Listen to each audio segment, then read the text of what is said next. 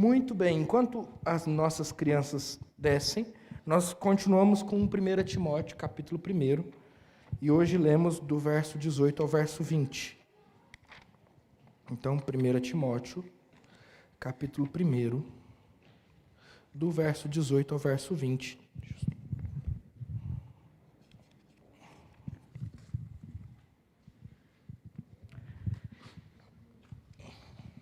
Isso é sempre um problema, tem um monte de papel dentro da Bíblia, você nunca consegue pegar o que é certo, né? Vai caminhar na exposição desse texto, ok? 1 Timóteo, capítulo 1, do verso 18 ao verso 20. Tem Antonello, Gael que ficaram, coisa boa. Estava pensando se a gente não teria crianças mais velhas aqui em cima, que muitas delas não estão aqui, né? Vamos lá. 18 a 20, tá bom? Esta é a admoestação que faço a você, meu filho Timóteo, segundo as profecias que anteriormente foram feitas a seu respeito, que firmado nelas você combata o bom combate, mantendo a fé e a boa consciência, porque alguns, tendo rejeitado a boa consciência, vieram a naufragar na fé. Entre esses estão Himeneu e Alexandre, os quais entreguei a Satanás, para serem castigados, a fim de que aprendam a não blasfemar. Até aqui. Vamos orar? Senhor, nós oramos a Ti, pedindo que o Senhor fale aos nossos corações. Como é preciosa a Sua palavra e como é importante para nós ouvirmos a Sua voz através dela. Portanto, Pai, nós Te pedimos, fale conosco. Que Teu Espírito Santo, presente aqui, ilumine as nossas mentes e que Ele mesmo possa nos conduzir ao entendimento dessa palavra. Não só ao entendimento dela, mas a aplicação dela em nossos corações e ao nosso viver. Pai, que as palavras dos meus lábios e o meditar do meu coração sejam agradáveis a Ti, porque o Senhor é a nossa rocha e o nosso Redentor. Nós oramos em nome de Jesus. Amém. E amém. Muito bem. Crianças, vocês que estão aqui vão desenhar uma coisa muito legal. As Olimpíadas estão chegando, né? E aí, eu não sei vocês, mas eu gostava muito das Olimpíadas quando eu vivia na época em que eu tinha a idade de vocês, porque a gente tinha tempo, né? Não sei vocês adultos, se vocês se lembram disso, mas uma coisa boa da nossa infância é que a gente tinha tempo de sobra. E aí a gente podia ficar na frente da televisão assistindo tudo quanto era esporte, que a gente nem imaginava que tinha, porque as Olimpíadas tinham chegado. Eu gosto muito de esporte, apesar de nitidamente não praticá-los, mas eu gostava de assistir. E era muito gostoso assistir. Mas eu queria que vocês, crianças, desenhassem a respeito de um esporte específico essa noite. A gente vai pensar numa corrida de revezamento. Sabe aquela corrida em que você corre e o mais importante de tudo não é correr mais rápido, mas é ter a sincronia necessária para que na hora que você vai passar o bastão do revezamento para o seu próximo companheiro de equipe, vocês não derrubem esse bastão. Para que a corrida consiga continuar, para que a gente consiga continuar correndo, não é assim? Eu não sei se vocês adultos já pensaram nisso, mas a gente tem uma corrida de revezamento e a gente acha que o importante nessa corrida é ser rápido, né? Mas eu consigo correr 100 quilômetros 100 metros em espantosos 20 segundos. Mas quando você chegar no fim desses 100 metros, será que você vai ter a mesma destreza para passar o bastão para o seu próximo amigo, para que ele também corra os seus 100 metros? Perceba, correr nem sempre é o mais importante. E por que as crianças vão desenhar isso? Porque a gente precisa entender que a caminhada cristã é como uma corrida de revezamento. E a gente precisa entender à luz do texto, a gente vai entender à luz do texto, que o mais importante nessa corrida de revezamento não é a velocidade com a qual nós corremos, se nós corremos mais rápido que outros, se nós corremos melhor do que os outros, se nós corremos com uma técnica aprimorada, se nós corremos com uma única das nossas duas pernas. O mais importante dessa corrida de revezamento, que é a vida cristã, é a capacidade que nós temos de passar o bastão com sincronia e destreza. Quando a gente olha para o texto, Talvez a figura do texto não seja a figura da corrida, mas seja a figura da guerra. Existem algumas palavras que Paulo usa nesses 3 versículos que nós lemos que trazem essa ideia. Existem também, ou melhor dizendo, existe também um contexto, que é o contexto da igreja de Éfeso, que também nos traz essa ideia. E aí, se nós precisamos ver, segundo o texto, a vida cristã não como uma corrida de revezamento, mas como uma grande batalha, nós precisamos entender uma coisa a respeito dessa batalha também. A batalha da vida cristã não é uma batalha curta. Existem guerras, né? Existe uma guerra que a gente estuda em história, eu já não lembro muito dessa aí, mas eu lembro do nome dela, a Guerra dos 100 Dias. Uma guerra curta, não é? Talvez uma única geração tenha lutado essa guerra, mas existem guerras mais longas. A gente, depois da Segunda Guerra, estuda a Guerra Fria, que durou quantos anos? Quantos presidentes nos Estados Unidos não passaram por aquela cadeira e tiveram que administrar questões relativas a uma guerra que estava acontecendo silenciosamente entre os Estados Unidos e a União Soviética? Não é assim? A guerra contra o terrorismo que se travou depois. Há quantos anos não dura essa guerra? E, de novo, quantos mandatos não se passaram? Quantos presidentes não lutaram contra terroristas que se levantaram? A guerra contra o tráfico aqui no Brasil. Não existe essa guerra? A gente não escuta falar dela nos jornais? Quantos presidentes, ou melhor, quantos governadores, quantos prefeitos não se levantaram? Perceba, existem guerras que são curtas, como a Guerra de 100 anos. 100 dias, perdão, obrigado. 100 anos é muito tempo. Existem guerras que são curtas, como a Guerra de 100 dias. No entanto, existem guerras que levam anos para terminar. E quando nós vamos comparar o cristianismo a uma batalha, nós precisamos entender que o cristianismo é uma batalha que se estende por séculos e séculos e séculos. E que se o cristianismo é uma batalha que se estende por séculos e séculos e séculos, nós provavelmente não seremos aqueles que colocaremos uma pedra em cima dessa história e olharemos para ela e diremos, bom, vencemos a guerra. Porque é muito provável que a guerra não termine na nossa geração. Você me entende? Ah, mas pastor, se nós não venceremos a guerra, o que nós podemos fazer? Nós podemos vencer algumas batalhas. E nós venceremos algumas batalhas. Nós podemos vencer algumas batalhas e estrategicamente travá-las para que o reino de Deus avance e para que a palavra de Deus seja pregada no nosso meio. No entanto, haverá um momento em que talvez nós não estaremos mais tão aptos assim para continuar guerreando. E quando isso acontecer, aí a gente precisa lembrar da primeira figura que eu criei na mente de vocês. Nós precisaremos passar o bastão, sabe por quê? Porque essa guerra travada no cristianismo, ela vai continuar. E a gente vai descansar. Nosso corpo vai voltar ao pó. Nossa alma será levada à presença de Deus. E a guerra, da qual a vitória é certa, como nós cantamos, ela continuará se estendendo por gerações e gerações. Então, a gente precisa ter em mente essas 2 imagens que eu acabei de construir. A primeira, a de uma corrida de revezamento, onde o mais importante não é correr bem, é ter a sincronia necessária para se passar o bastão. A segunda, a de uma batalha que se estende por gerações, uma batalha da qual muito provavelmente nós não veremos o fim, ainda que nós saibamos qual é. Nós lutaremos alguns combates, nós travaremos algumas lutas, mas nós não chegaremos ao seu fim. Então, o que é mais importante numa batalha desse tipo? Saber tirar o pé da guerra e preparar o campo para que novos pelotões, novos soldados se posicionem nela. Não é?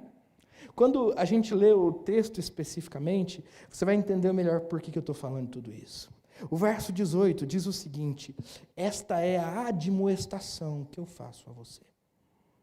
Essa palavra no grego, admoestação, é uma palavra que nos remete a esse contexto militar. É como se Timóteo estivesse convocando Paulo a uma guerra.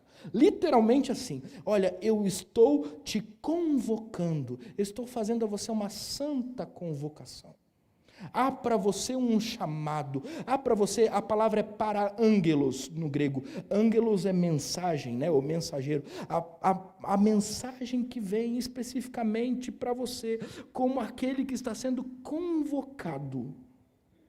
E é interessante porque essa palavra admoestação, ela é enfatizada por uma outra palavra que pode ser traduzida por diante de ti. Então é como Paulo estivesse dizendo para Timóteo, olha, esta é a admoestação, a convocação feita para você e que está diante de você.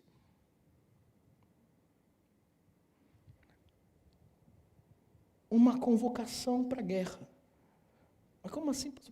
Lá na frente a gente vai ler no mesmo versículo, combater o bom combate. E de novo palavras relacionadas ao contexto de guerra serão usadas. Mas uma convocação para a guerra que é intransferível. Lembra da corrida? Paulo está correndo, e ele está correndo, e ele está correndo pelo nome de Cristo, mas de repente, ele avista Timóteo, ele vai diminuindo um pouco o seu passo, ele vai diminuindo um pouco o seu passo, até que ele chega até aquele que ele chama de filho, e diz a ele, Timóteo, eu tenho a você uma santa convocação, ela está diante de ti.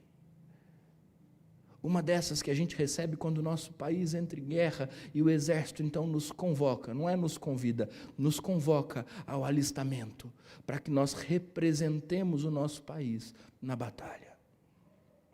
É disso que Paulo está falando para Timóteo. E quando Paulo faz esse convite para Timóteo, Timóteo não tem escolhas porque não é um convite.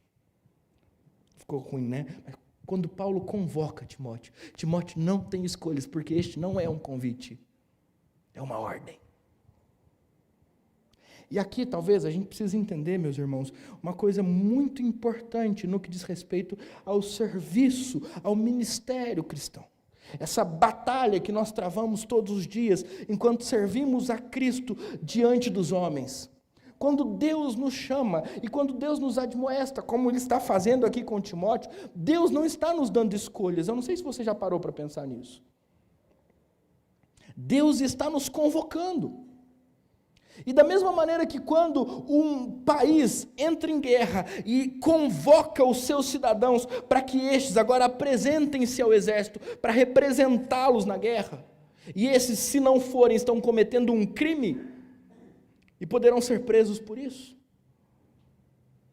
Nós precisamos considerar as nossas reações diante do chamado que Deus tem para nós, para cada um de nós, de servirmos nessa batalha que é a vida cristã. Por que eu estou dizendo isso? Porque às vezes me parece que o que Deus faz para a gente é um convite. Esse é o nosso entendimento. E aí quando a gente é convidado, a gente tem o direito de recusar. Mas quer saber de uma coisa? Não vou não. Porque sabe o que é? Eu tenho que enterrar meu pai. Lembra de Lucas? Capítulo 12, se eu não me engano. Eu tenho que enterrar meu pai. Então. Mas você, preciso terminar os meus negócios. E você, eu tenho algumas coisas para fazer. Me parece que a gente encara essa admoestação, assim como Paulo a recebe, Timóteo a recebe de Paulo, nós recebendo da própria Escritura, nós a encaramos como um convite, que nós podemos negar, que nós podemos dar uma desculpa, que nós podemos adiar, como se isso fosse algo simples e banal, como se isso fosse apenas um desejo do fundo do coração de Deus, de que nós aprendêssemos um pouco mais servindo aqui. Não é isso. O que Deus faz conosco é o que Paulo faz com Timóteo. Deus nos convoca, Ele nos vocaciona, Ele nos admoesta, e quando Ele nos chama para a batalha, nós não temos o direito de dizer não.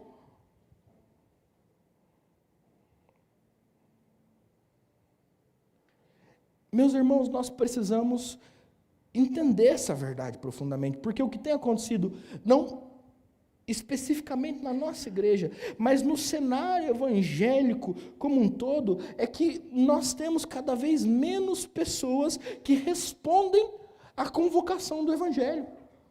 Eu não estou nem dizendo do chamado pastoral, nem do chamado missionário, eu estou dizendo do chamado que o crente leigo, aquele que não precisa estudar para servir, porque, perceba, nós estamos falando de pessoas comuns servindo a um Deus extraordinário. Nós estamos falando de pessoas que não têm respondido positivamente a isso. E sabe o que acontece como consequência disso?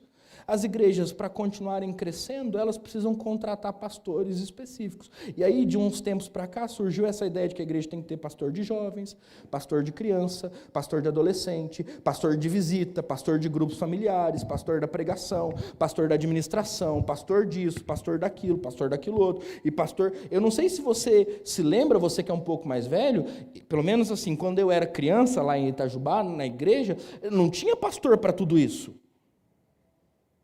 Mas de uns 20 anos para cá, esses pastores começaram a surgir e essas funções começaram a aparecer na igreja. Por quê?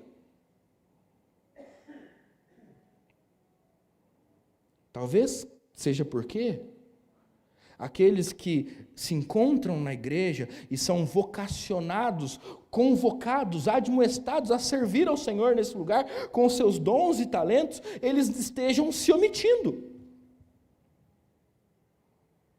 Agora, deixa eu acrescentar uma coisa a isso, porque isso é muito sério para nós.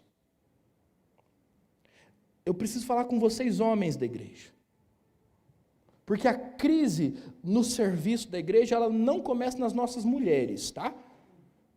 Porque se você parar para perceber, a estrutura do departamento infantil, ela está tomada por mulheres, esvaziada de homens. Ah, mas porque as mulheres têm mais jeito com crianças. As nossas crianças precisam do referencial masculino e feminino na igreja, meus irmãos. Ainda mais num tempo em que a ideologia de gênero cerca as nossas crianças na escola. Aqui dentro elas precisam ver homem e mulher. E ter como referência homem e mulher. E aí a gente vai procurar homem para servir no departamento infantil e a gente não encontra. A nossa SAF, e não estou dizendo da SAF dessa igreja, mas se servir, entenda com carinho a palavra do pastor de vocês, a SAF nacional é extremamente mais forte do que a UPH. Não é verdade? Se você não sabe o que é SAF, Sociedade Auxiliadora Feminina, o grupo de mulheres da nossa igreja. Se você não sabe o que é UPH, União Presbiteriana de Homens, o grupo dos homens da nossa igreja. E se nós pudermos comparar isso a nível da igreja nacional, o que nós temos? Qual que é o retrato que nós teríamos? Uma SAF pujante de mulheres que servem e trabalham e uma UPH minguando, morrendo, em muitas igrejas inexistentes. Por quê? Porque, meus irmãos homens, nós, homens dessa igreja, nós estamos nos omitindo diante da admoestação que nos é feita pela palavra. A convocação ao serviço, a vocação que Deus nos deu, nós estamos fingindo que não é com a gente. Nós estamos fingindo que não é para nós. Nós estamos nos envolvendo e nos envolvendo profundamente com as nossas carreiras profissionais. Nós estamos felizes com o desempenho que nós temos lá fora. Nós estamos alegres porque nós fomos promovidos e recebemos um aumento no salário. Mas nós não conseguimos nos alegrar porque Deus tem nos usado nesse lugar.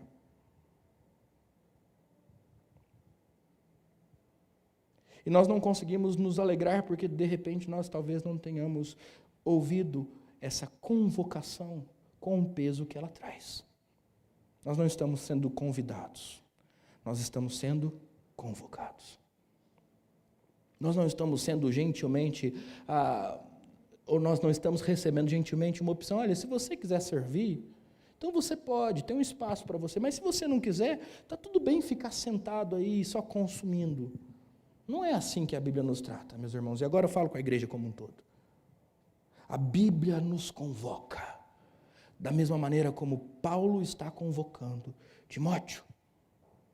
Agora, uma outra questão importante, olha que interessante, a palavra admoestação, ela também é usada por Timóteo para orientar o que Paulo deveria fazer com a igreja de Éfeso. Capítulo 1, versículo 3, Paulo diz o seguinte, olha, eu pedi a você que ainda permanecesse em Éfeso para admoestar certas pessoas, para convocar certas pessoas, para chamar essas pessoas na autoridade que você tem, a responsabilidade delas. E aqui eu quero aplicar uma segunda questão muito importante. O trabalho de Timóteo não é muito diferente do trabalho de Paulo. Porque o que Timóteo é convidado por Paulo a fazer com os crentes de Éfeso é o que Paulo está constantemente fazendo com ele. Está vendo a história do passar o bastão? Ô Timóteo, então olha só, vai lá admoestar. Então, eu estou te admoestando. Mas como é que eu faço? Do jeito que eu estou fazendo com você. Perceba, a natureza da convocação é a mesma. A natureza do trabalho é o mesmo. Pode ser que lá na prática, no último momento, Timóteo faça de um jeito diferente do que Paulo faria. Timóteo use palavras diferentes das que Paulo usaria. Mas a convocação para admoestar é a mesma. Paulo, eu estou te convocando para que você vá e convoque outros.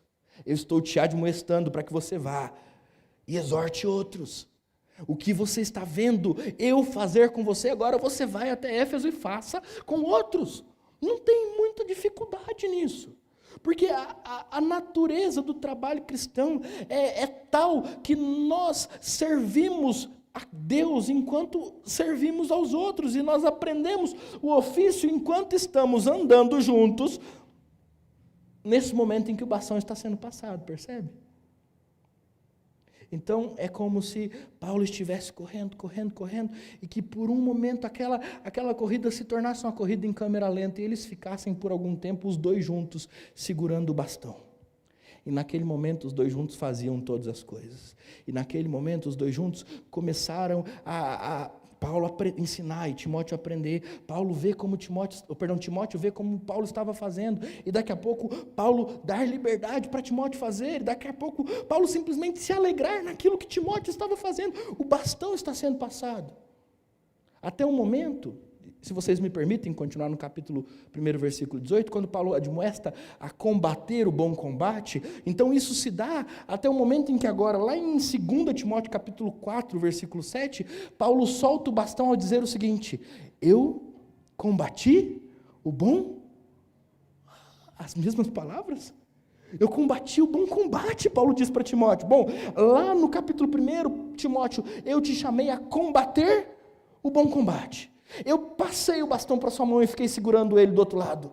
Mas agora, algum tempo depois, uma epístola inteira depois, uma epístola e mais 4 capítulos depois, eu estou te dizendo, vai, eu soltei, vai sozinho, o meu tempo chegou, eu combati o bom combate, eu completei a carreira, eu guardei a fé, e agora é a sua vez de entrar na batalha. Percebe o que eu estou mostrando para vocês? A natureza da vocação de Timóteo é a mesma da vocação de Paulo. E ela é passada, enquanto esses dois estão sendo atritados, ralados no contexto do dia a dia do serviço cristão. Eles estão por um tempo juntos, até que Paulo diga, combati o bom combate. Isso é maravilhoso, meus irmãos. Deixa eu ir um pouco mais além do que isso, porque eu preciso chegar aqui. Eu tenho percebido ao estudar 1 Timóteo, que não dá para estudar 1 Timóteo sem estudar Efésios. Não sei se você já percebeu que eu tenho citado muito a igreja de Éfeso. Nos últimos sermões eu tenho usado Atos 18, que é o momento em que a gente vê a história da igreja de Éfeso em si, nascendo e crescendo. Mas hoje, daqui a pouco, a gente vai falar um pouquinho sobre Efésios 6. Porque não tem como a gente desvincular a história da vocação de Timóteo, o pastor que Paulo manda para a igreja de Éfeso, da história da igreja de Éfeso.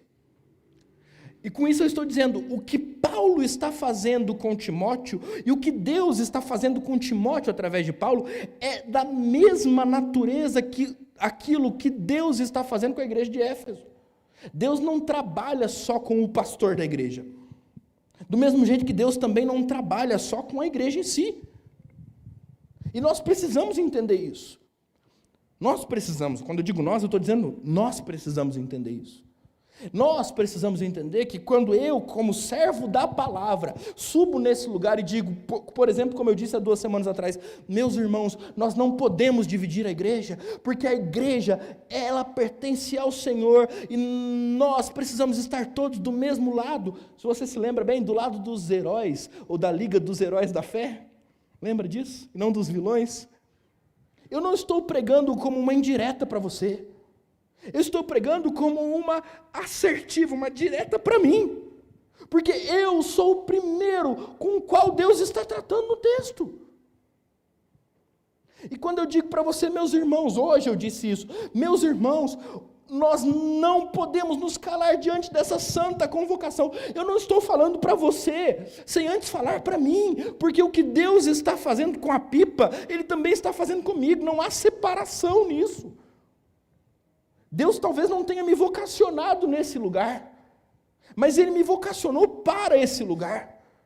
E o que Deus está fazendo aqui, Ele está fazendo também aqui, em mim. Não tem como separarmos as nossas histórias, meus irmãos. Nós não podemos.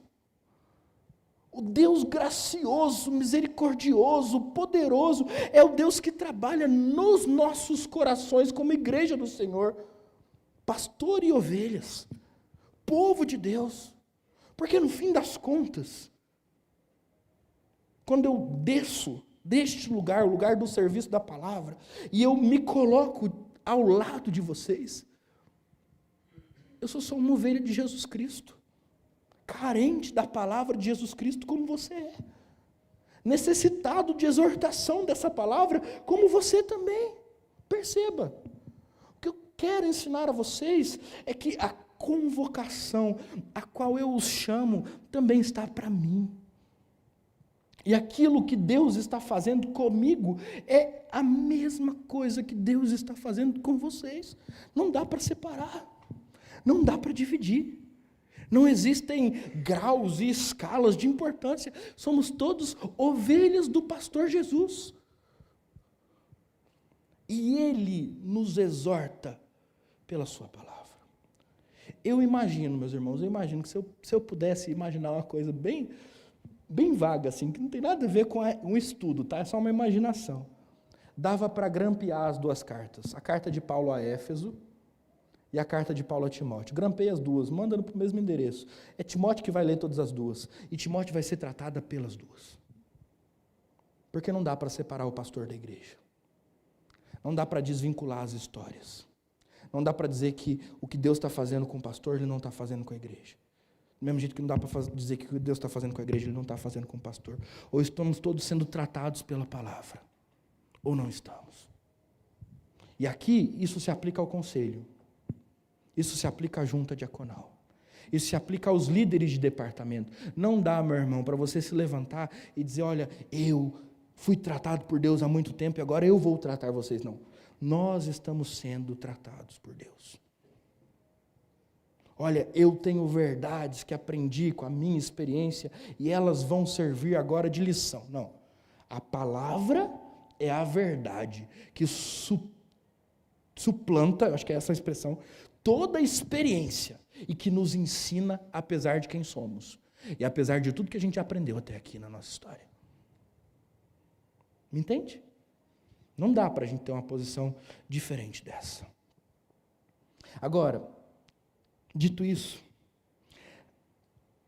toda essa dureza da convocação, essa autoridade carregada nas palavras de Paulo, ao mesmo tempo em que nós vemos a beleza dessa passagem de bastão, agora nós podemos olhar para a maneira como Paulo trata o seu convocado. E ainda no versículo 18 ele o chama de Timóteo, meu filho. A gente já falou sobre isso, mas perceba, há amor na relação entre Paulo e Timóteo. Não há apenas um exercício frio, administrativo, racional, de ensinar uma tarefa que você vai passar a fazer. Há intencionalidade na relação. O Timóteo, para quem Paulo passa o bastão, não é um Timóteo que Paulo não conhece, não é um Timóteo que Paulo não ama, não é um Timóteo a quem Paulo não deseja ver bem, e ver bem perto de Cristo. Há uma relação íntima entre esses dois, meus irmãos. Há um profundo conhecimento entre um e outro. E a gente vai fazer isso quando a gente chegar lá no final da segunda carta de Paulo a Timóteo. Paulo está rasgando o seu coração. Paulo está pedindo ajuda. Paulo está mostrando a sua alma e dizendo, eu estou sozinho. Todos me abandonaram, vem me ver. Se fosse só um exercício administrativo para Paulo, tanto faz. Timóteo, olha, eu estou aqui, estou sofrendo pelo evangelho, estou preso, o fim da minha vida é esse mesmo, mas eu vou fazer o quê? Todo mundo morre assim. Pode ficar aí fazendo o seu trabalho, olha, não esquece de coletar o dízimo, não esquece de fazer as reformas da igreja, inclusive não esquece de cuidar daquelas irmãos que estão dando trabalho para você não. Mas aqui, segue sua vida, eu estou aqui. Paulo não faz isso, porque Paulo ama Timóteo. E se a gente está falando de passar o bastão, a gente está falando de criar um ambiente de amor, onde a gente vai olhar para aqueles que vão continuar o trabalho que a gente começou. E a gente vai dizer, que orgulho santo, que alegria, que satisfação, eu olhar o meu filho na fé, aquele menino que eu vi crescer, aquele menino de quem, ainda no capítulo 18, no versículo 18, eu ouvi as profecias. Se a gente for lá para o capítulo de número 4 de 1 Timóteo, versículo 14, aquele menino que tem um dom concedido mediante a profecia, com a imposição de mão dos presbíteros. Aquele menino, filho de Eunice, neto de Lloyd, aquele menino, o meu filho, agora assume um papel que com muita alegria eu vou deixar para ele servir. Não é administrativo. Tem muito amor envolvido nisso. Aquele a quem Paulo está passando o bastão é alguém a quem Paulo ama. E aí deixa eu te dizer uma coisa, você que é líder na igreja, seja sua liderança qual for, você ama os seus liderados? Deixa eu ir além.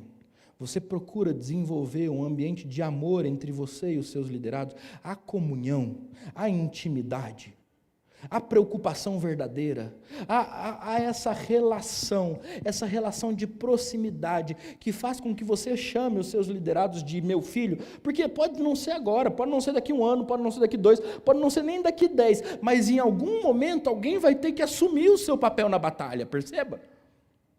E quando você tiver que assumir, ou quando você tiver que passar o bastão, você vai passar o bastão para um inimigo, ou você vai passar o bastão para um filho? Qual é o ambiente que você lidera? As pessoas são amigas? Você é amigo das pessoas? Vocês se conhecem e dividem a vida? Ou vocês tratam tudo na frieza do administrativo, das tarefas que precisam ser executadas e cobradas, caso elas não sejam executadas a contento? Porque passar o bastão é uma atitude de amor. Timóteo, meu filho, a quem ou de quem eu ouvi as profecias, sobre quem os presbíteros colocaram a mão, você está recebendo uma convocação. Em terceiro lugar, ainda nesse texto nós podemos aprender a natureza do combate para o qual Timóteo é chamado por Paulo. E aqui eu preciso me voltar para Efésios 6, versos 11 e 12. Revestivos de toda a armadura de Deus, para poderdes ficar firmes contra as ciladas do diabo, porque a nossa luta não é contra sangue e carne, e sim contra os principados e potestades, contra os dominadores deste mundo tenebroso, contra as forças espirituais do mal, nas regiões celestes. Pastor, o que isso tem a ver com o texto que a gente está lendo? É simples. Quando no verso 18, Paulo diz para Timóteo, combata o bom combate. Logo em seguida ele diz como é que esse combate vai ser combatido. E ele não diz, arranque da igreja as pessoas que estão dando problema. E ele não diz, dê um jeito nesses pecadores miseráveis da igreja de Éfeso. Ele diz, mantenha a fé e a boa consciência. Porque se o nosso combate é um combate que se dá nas regiões, celestiais, ele é um combate espiritual e não carnal. Nós não combatemos uns aos outros, meus irmãos. Nós combatemos o reino das trevas, através da fé na palavra de Deus. Você me entende isso? É por isso que para a igreja de Éfeso, que é a igreja que Timóteo pastoreia, Paulo vai escrever, revestivos de toda a armadura de Deus, porque a nossa luta não é contra a carne ou sangue, mas contra os principados e potestades que estão nas regiões celestiais. Percebe? Qual é a natureza do combate para o qual Timóteo é chamado? É uma natureza, espiritual. E como é que nesse combate, ou quais são as armas que Paulo instrui Timóteo a usar nesse combate? Ele diz no verso de número 19, mantendo a fé e a boa consciência. O que é a fé? A fé aqui não é a convicção.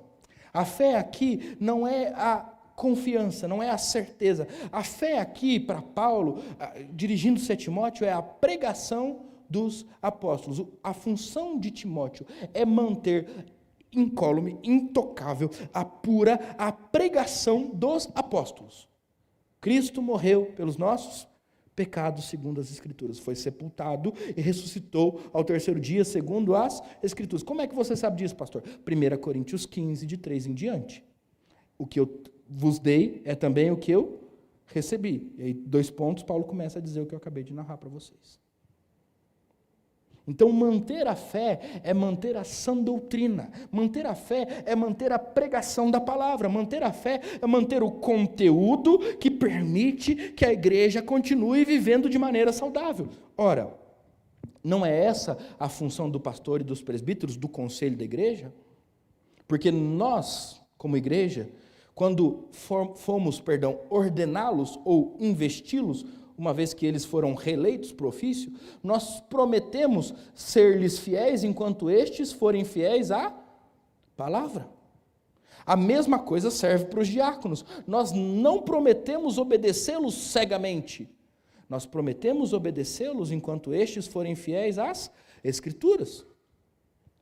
Porque a função destes homens que Deus levantou no nosso meio, meus irmãos, não é perpetuar o seu ponto de vista, mas é administrar as Escrituras para a igreja. Conhecer as Escrituras, estudar as Escrituras, se aprofundar nas Escrituras e aplicar as Escrituras no dia a dia da igreja. Então, a natureza do combate espiritual demanda armas espirituais. E qual é a maior arma que nós temos? A palavra de Deus. Mantenha a fé. E aí continua. Não apenas a fé, mas também a boa consciência. O que é a boa consciência? A moral. É a capacidade de analisar-se a si mesmo e encontrar-se inculpável diante de Deus. Ah, pastor, mas todo mundo erra, é verdade, mas por isso que nós vamos nos encontrar inculpáveis diante de Deus pela obra de Cristo. Analiso a mim mesmo, encontro os meus pecados, confesso a Deus, reconheço eles, os abandono, clamo o sangue de Cristo e tenho boa consciência. É a única maneira que um crente pode tê-la.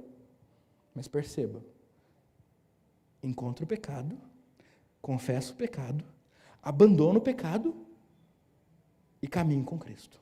Boa consciência. Pastor, num certo sentido, qual dos dois é mais importante ter? A fé, a pregação dos apóstolos ou a boa consciência? Paulo está dizendo a Timóteo, as duas coisas. Não dá para ter um sem ter o outro. Não dá para ter a fé dos apóstolos sem ter o comportamento que ela evoca. Mas também não dá para ter o comportamento sem ter o fundamento que é a fé.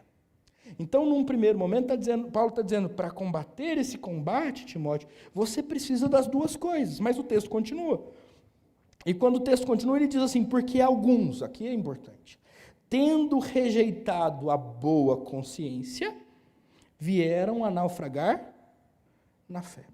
E é como se Paulo estivesse dizendo assim, qual dos dois é mais importante guardar? Os dois. Mas se tem um que você tem que tomar mais cuidado, esse é a boa consciência. Perceba, deixa eu explicar o que Paulo está mostrando para a gente aqui. O diabo não nos ataca na nossa fé.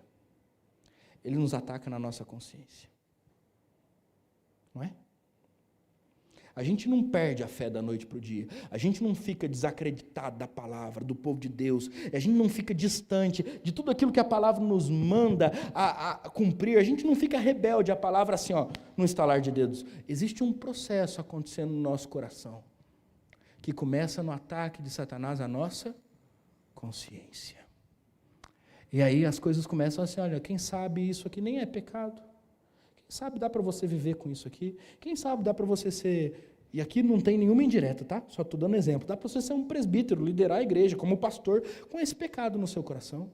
Quem sabe dá para você servir na junta diaconal com esse pecado no seu coração. Quem sabe dá para você ser um presidente da UMP, da UPA, da UCP. Quem sabe dá para você liderar um ministério e ainda assim alimentar pecado no seu coração. Afinal de contas, as coisas estão dando certo, não é verdade? Porque mais importante que a boa consciência é a efetividade das coisas. É assim que Satanás começa a atacar a igreja. É assim que Satanás vai agir para fazer com que a igreja naufrague na fé. Ele não vai atacar a fé, ele vai atacar a consciência. Foi assim que Satanás fez com Adão e Eva. E é assim que ele continua fazendo com a gente. Então, nessa batalha que nós somos convidados a travar, se há algo que nós precisamos cuidar de maneira emergencial, primordial, é com o nosso caráter diante de Deus. Meus irmãos, deixa eu dizer isso de uma maneira bem clara, não dá para brincar com o pecado. Não dá para achar que o pecado é uma coisa normal. Não dá para ver os nossos filhos pecando e fazer vista grossa. Não dá, meus irmãos, olha a história de Eli e dos seus filhos. Toda uma linhagem de profetas se perdeu. Porque Eli, que era um bom profeta, fingiu que não via os seus filhos agindo de maneira banal diante da presença de Deus. Meus irmãos, nós não podemos brincar com isso. Porque se há uma maneira em que a pregação dos apóstolos pode ser atacada por Satanás, a doutrina dos apóstolos, a exposição da palavra como a única regra de fé e prática da igreja, essa maneira é atacando a nossa consciência. Então perceba, não basta parecer um bom crente, não basta fingir que não tem pecado. Não basta passar o perfume da pseudo-santidade antes de vir para o culto e se vestir da capa da invisibilidade dos seus pecados, achando que está tudo bem e que a igreja não vai ser ferida e não vai ser ofendida e que o nome de Jesus não vai ser, de alguma maneira, desonrado com isso. Porque é assim que as coisas começam. É assim que a gente perde a mão. É assim que a gente perde a fé. Tendo, olha o texto, rejeitado a boa consciência, naufragaram na fé. Rejeitar a boa consciência até parece um negócio aceitável, né? Não danoso. Agora, naufragar na fé é algo horrível e terrível. Tudo tem um começo. Então você precisa tomar cuidado. E o apóstolo Paulo diz que isso é tão grave, verso 20, a gente termina, que Himeneu e Alexandre foram entregues a Satanás, para serem castigados e aprenderem a não blasfemar. Meus irmãos, eu quero encerrar a minha palavra convidando vocês a olhar de novo para aquela imagem ou para aquelas duas imagens que eu usei com as crianças e com vocês no começo do sermão. A vida cristã é uma corrida de revezamento. E mais importante do que correr sozinho é a nossa capacidade de passar o bastão. E nós não estamos correndo no melhor dos cenários. Eu falei das Olimpíadas. Nós não estamos correndo num ginásio olímpico. Nós estamos correndo em um campo minado. Nós estamos correndo em uma cena de guerra. Imagine-se assim, você está numa corrida de revezamento em uma cena de guerra. Tem tanques de um lado, bombas de outro, soldados com rifles, pessoas nos atacando e nós correndo e nos desviando dos dardos inflamados do maligno, nos desviando dos ataques de Satanás, nos desviando das tentações, nos desviando daquelas investidas de Satanás contra a sua igreja que nos fazem muitas vezes balançar. nós correndo, todos nós correndo e nos desviando numa corrida de revezamento. E nessa corrida de revezamento, imagine agora Deus te chamando, dizendo: fulano, ciclano, você está sendo convocado, você é o próximo a pegar o bastão. É a minha primeira pergunta para você: qual que é a sua resposta para Deus? Então, Senhor, eu tenho medo de tiro. Se fosse num ginásio olímpico, onde o terreno fosse plano e eu não corresse o risco de pisar numa mina e explodir, então eu iria. Mas aqui, Senhor, me entende? Deus está te convocando, é o seu nome que Ele está chamando, é o meu nome que Ele está chamando. Não espere que Ele chame nominalmente, audivelmente, porque Ele já fez isso através dessa palavra. A admoestação para que nós continuemos a obra dos apóstolos nos foi dada. Eu e você somos convocados, basta nos responder. Neste cenário, nós somos chamados a correr, e aí, vamos ou não vamos? Vamos ou não vamos? Porque Paulo pendurou chuteiras, Timóteo também já. Eles já disseram: combati o bom combate, mas eles também estão nos chamando: combata o bom combate você. Qual é a sua resposta? Vai vir de cabeça? Ou vai ficar observando para ver se dá para correr?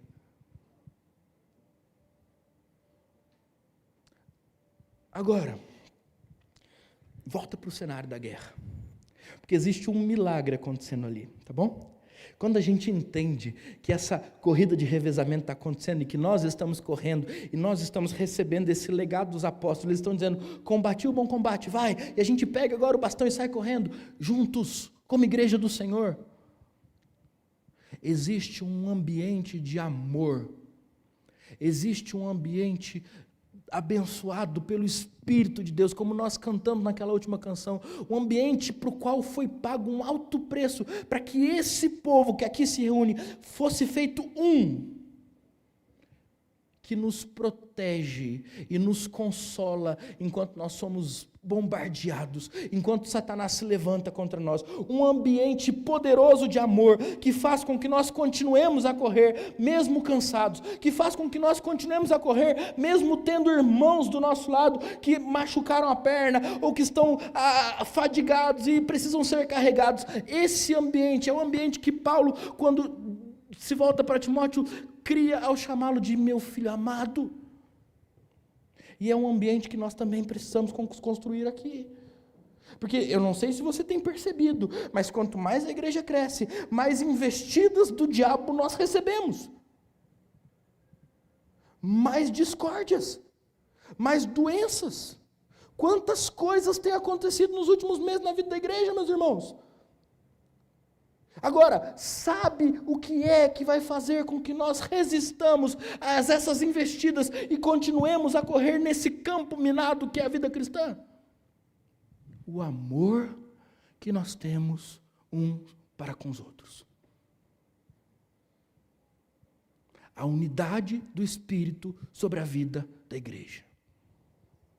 É o fato da gente estar ferido, da gente estar quebrado, da gente estar indisposto, sem conseguir levantar da cama, e de repente, chegar um irmão lá na porta de casa levando uma sopinha.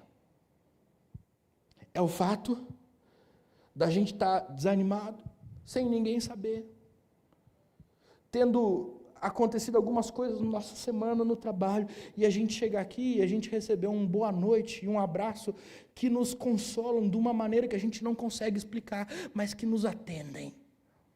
Porque ali existe amor, naquele simples abraço. Percebe? Imagina comigo, a gente está correndo no meio de um campo minado. Fora da gente está todo mundo atacando. Tem bomba explodindo para tudo quanto é lado, mas a gente continua a correr como um bando de louco. Por quê? Porque entre nós há amor. Meu amado filho. Será que você pode listar o número de pessoas ou algum nome de pessoas que aqui estão, a quem você pode recorrer quando as bombas começarem a explodir lá para o seu lado? Ou você tem vivido uma vida isolada, e aí essa guerra que a vida cristã tem se tornado para você em demasia difícil? Você está correndo sozinho? Ou você tem aprendido a abrir o seu coração para correr junto dos seus irmãos? Você tem pedido ajuda? Ou você tem se enclausurado nas suas crises e nas suas dificuldades, achando que isso é uma coisa que tem acontecido só com você? Em terceiro lugar, vamos voltar para esse cenário de guerra. E agora vamos imaginar a gente correndo essa corrida de revezamento no meio desse cenário de guerra. E aí você vai me perguntar, pastor, que arma a gente tem na mão? Não precisa nem ser arma de ataque, pode ser arma de defesa. Que arma a gente tem na mão? Está todo mundo tacando bomba na igreja, está todo mundo investindo contra a igreja, o inferno se levantou contra ela. Que arma a gente tem? O que você imaginou? A gente tem a palavra. Pastor, mas só a palavra? Aí você não entendeu a mensagem. A gente tem a palavra. A gente tem a palavra. A gente tem a palavra. Não precisa de mais nada. Não precisa de mais nada.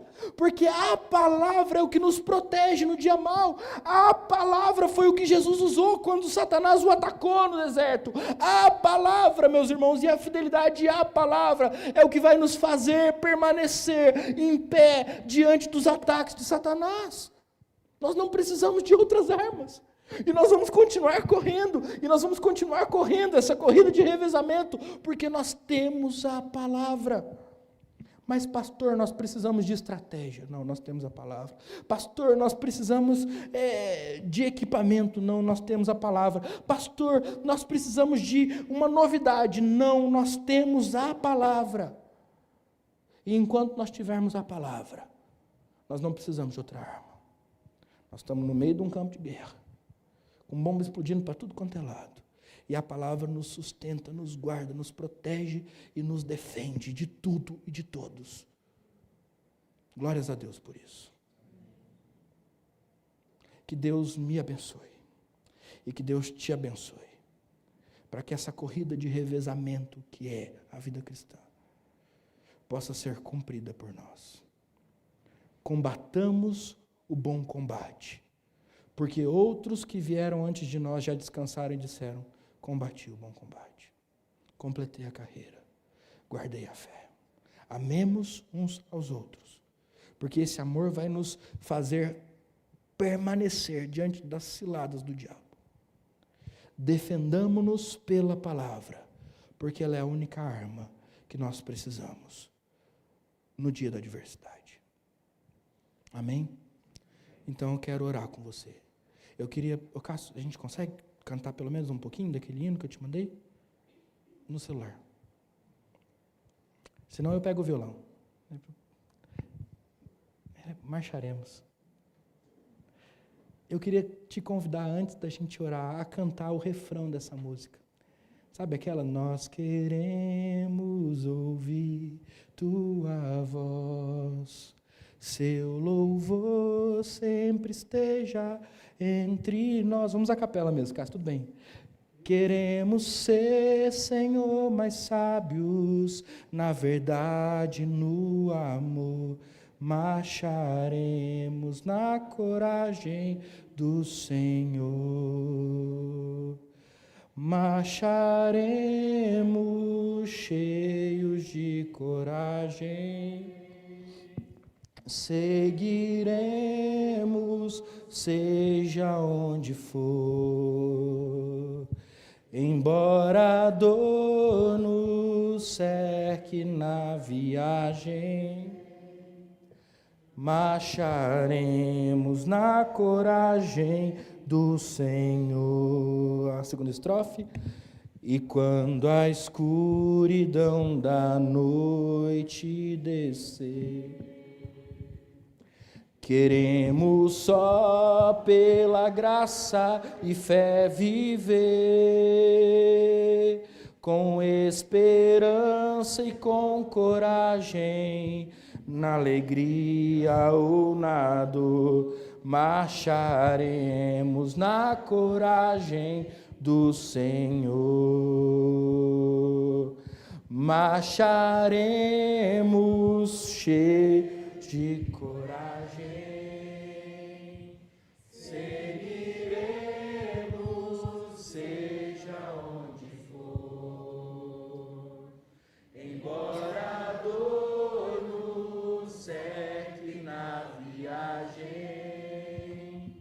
marcharemos na coragem do Senhor. Pai querido, essa é a nossa resposta à sua palavra. Esse é o nosso desejo, Pai. Nós queremos marchar nesse campo de guerra, nessa corrida de revezamento. Nós queremos lutar pelo santo evangelho, mantendo a boa consciência, preservando a fé na palavra. Pai, em nome de Jesus, nossas vidas estão diante de Ti. O Senhor conhece os nossos corações. O Senhor conhece as nossas fraquezas. O Senhor sabe da nossa estrutura, sabe que somos pó. O Senhor sabe que o bem que a gente quer, a gente não faz. É fato, Pai, que nós não conseguimos marchar sozinhos. Nós precisamos de Ti, Senhor. Nós precisamos da Sua graça nos cobrindo os pecados. Nós precisamos do Seu poder nos levantando. Deus, nós precisamos do sangue de Cristo a nos lavar, Pai. Então, em nome de Jesus, nós queremos nos colocar diante de Ti.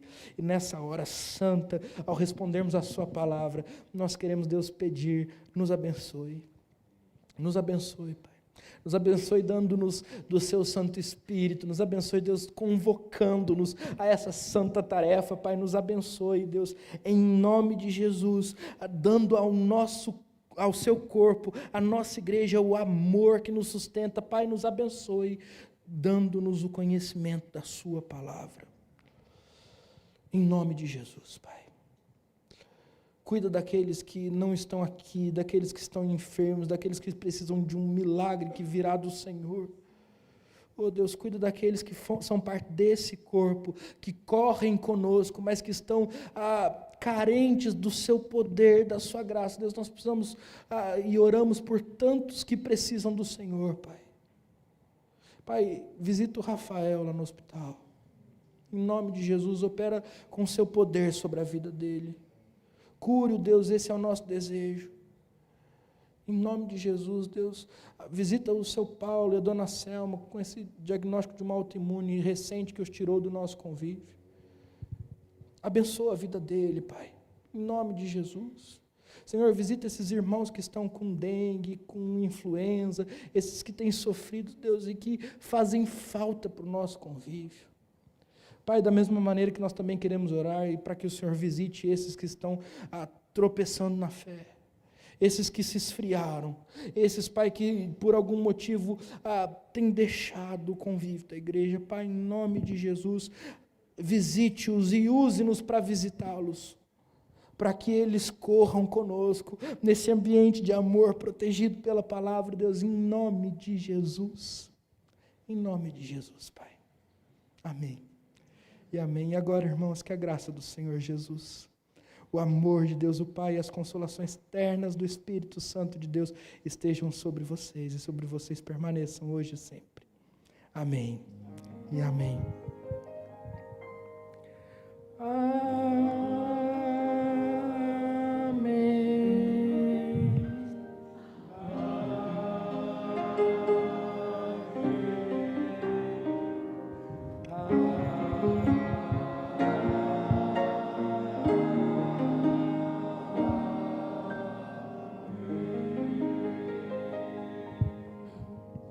Amém. Já dei o aviso da EBF lá atrás, então só mais um aviso. No próximo sábado, às 4 horas, nós temos a plenária da UPH, alguns assuntos importantes para tratar, e os homens da nossa igreja estão convocados, tá bom? Sábado, às 16 horas. Agora, os visitantes, tá ok?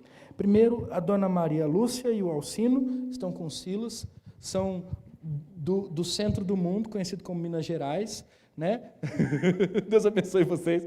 É brincadeira, se vocês não sabem, eu sou de Minas e aí o povo pega no meu pé que eu puxo sardinha para o meu país.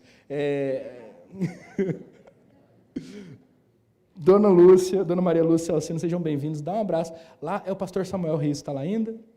É isso? Dá um abraço no pastor, Deus abençoe vocês. Tá bom? Muito bom ter vocês, eles são lá da Igreja Presbiteriana de Conceição dos Ouros. Ainda não é a primeira vez na igreja, mas é a primeira vez com a gente aqui no culto. A Mariana está aqui, as crianças estão lá embaixo, né, Mariana? Deus abençoe muito, é muito bom ter você no nosso culto também. Mariana já há 2 semanas tem frequentado os nossos trabalhos, seja bem-vinda mais uma vez. Também a Priscila, onde é que a Priscila está? Priscila, Deus abençoe, Priscila, seja bem-vinda. A dona Sandra depois vai dar um abraço em você aí, está aí atrás de você. Obrigado por ter vindo, que Deus abençoe muito você. Fique à vontade para voltar mais vezes e fazer da nossa igreja a sua igreja também, tá? Agora, eu pedi para orar, agora eu vou apresentar, né? O Rogério, a Carol e a Sara, isso. E tinha mais alguém junto, não tinha? Era só os 3. Então a Sara desceu, o Rogério e a Carol estão aqui. O Rogério é licenciado lá na Igreja Presbiteriana de São José do Rio Preto, pastor Misael, é isso mesmo? Eu não conheço, mas mande um abraço, um pastor muito querido na nossa IPB. Sejam bem-vindos, fiquem à vontade. Ele é irmão da Rosângela, que é uma irmã querida, que já tem, junto com o marido Glauco, frequentado nossa igreja. Sejam muito bem-vindos. Depois a gente se abraça e se cumprimenta. Deus abençoe vocês. Ainda, Adriana Aparecida. Adriana, Deus abençoe, minha irmã. A gente já se cumprimentou no começo. Seja muito bem-vinda, que você se sinta muito à vontade para voltar outras vezes também e conhecer mais a nossa igreja. Também o nosso irmão Lucas. Cadê o Lucas? Tudo bom, Lucas? A gente se viu quarta-feira, está lá com a turma da Lourdes. Seja muito bem-vindo. Deus abençoe você. É muito bom ter você e todo mundo aqui também, tá bom?